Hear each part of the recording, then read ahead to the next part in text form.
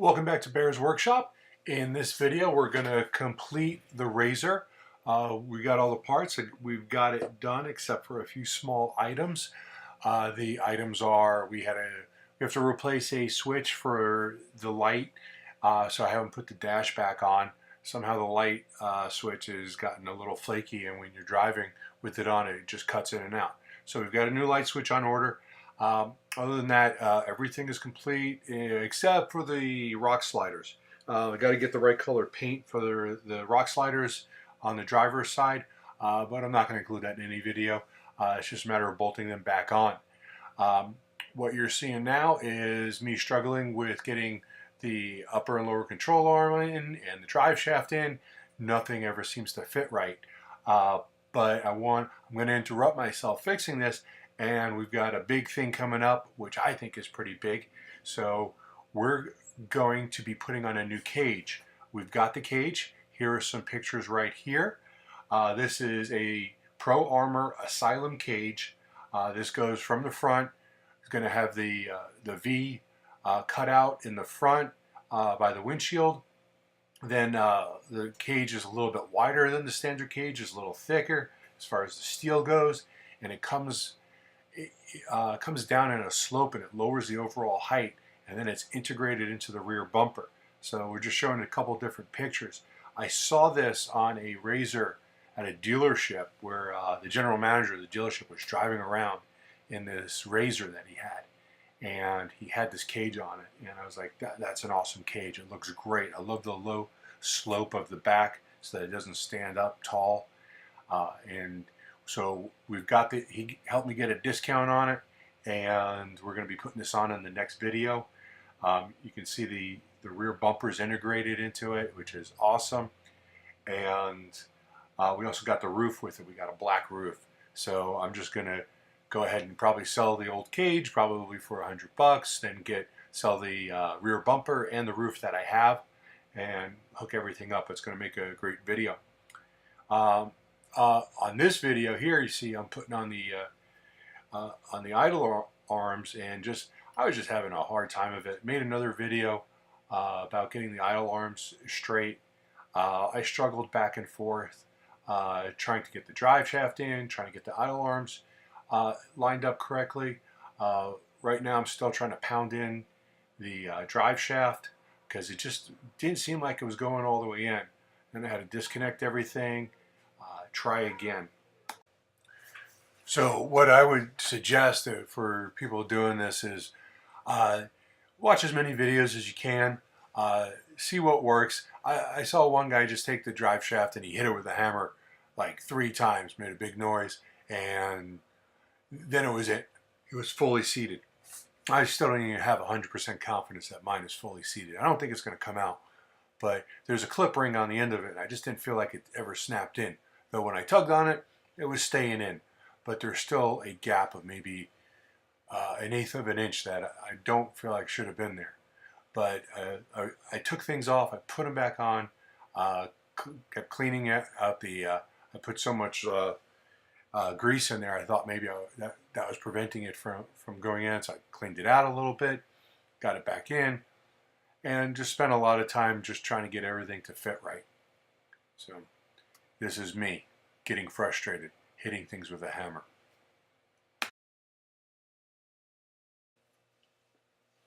So getting that drive shaft in, we're using a jack to lift up the suspension and lower it, and trying to get everything into the right place, lifting the car up with the lift, and then lowering it, and I was able to eventually get that stuff connected.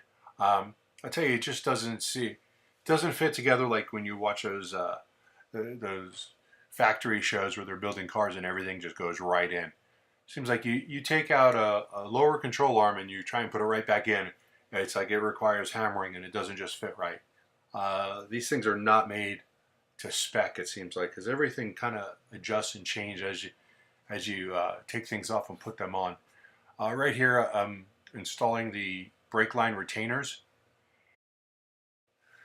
The brake line retainers are held in with rivets. I had originally drilled out those rivets, and now I was just replacing them back in. The dust shield right on the front, and there's another cap right there, another brake debris shield of some sort. The parts people ended up actually sending me 2 of those, so I don't know what I'll ever do with the second one. So onto the shock. The shock tower at the top was bent a little bit from the accident. Required just a little bit of hammering and a little bit of finagling, but I went ahead and got that in, got that connected. And this is where something comes up later where I did not realize that it was going to be a bit of a problem. But everything got bolted up. The electrical connection for the shock is done. The bottom part is done. Of course, it just doesn't line up easy. I know this is fast motion, but it's like those holes just did not line up. One side is in, one side's not. Like there's some sort of twist to it, but there's not. So eventually get the bolt through, but of course it was a problem. Like every bolt that went back on here.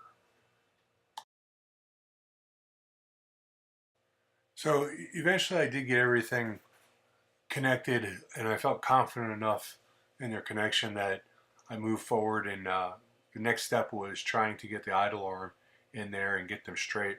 And I know I made another video on this. I'm just going to go over it again. I spent a lot of time trying to get the idler arms correct. I tried to set them up the way that they originally were on the old steering assembly, and doing that they were pointing in all sorts of directions, and it was a very frustrating ordeal. But what I eventually learned, what I did wrong, was since I had taken off the shock reset itself back to some sort of either factory position or just not, it was not in the same position. So once I had everything hanging, the shock was holding the all the suspension up. So I tried putting weight on it. I tried it without weight, and just going back and forth trying to line things up. And you can see in this video right here, the right wheel is pointed to the right, the left wheel is straight. Now the left wheel's pointed opposite, and I'm trying to just try a different position. You can see totally wide out, going back and forth, back and forth. Finally I put the tires on, and I set it down on the ground and went back and forth for quite a bit. At this point, well, not at this point, but in the next couple of minutes, after getting this as adjusted as I can, I did realize that I needed to get the vehicle running. And once I got the vehicle running, the dynamic shocks went ahead and reset the shock that wasn't actually set up. And then that corrected the weight issue, and I was able to get the tires straight. But I had to have them both on the ground all the way to the vehicle, and that was the way I did it. If I hadn't taken the shock off, I may not have had this problem. But just going back and forth, there I am looking for my tools because I can never find anything. One of the problems I had right there, I'm sanding away a piece of the fender because the light bar was coming through, and just the way things got kinked, I had to make a hole a little bit bigger for the wire from the light bar, which then turned out it wasn't working. And there we go, driving off into the sunset. First test drive right there. So on the last bit of things that we had to wrap up, Tony helped me out. He helped me get the doors back on. It's a lot easier to do with 2 people as opposed to 1 person. I've taken these doors off before when I put the Pro Armor full skin doors on, and getting them back on was hard with 1 person, but with 2 people we were able to get it done fairly quickly. Put the latches back on, just get everything lined up, and probably took about 5 minutes per door. So obviously that it's always good to have more hands around. I wish I did through most of this, but nonetheless I still like doing things alone sometimes, just to get it done. So we get the door lined up, we got the front bumper, it's hanging there. Now all we got to do is find our bolts, find our tools, get the right sockets, and try and squeeze in there. The engineers behind this, Dragon Fire Bumper, yeah, they hate people too, just like all engineers.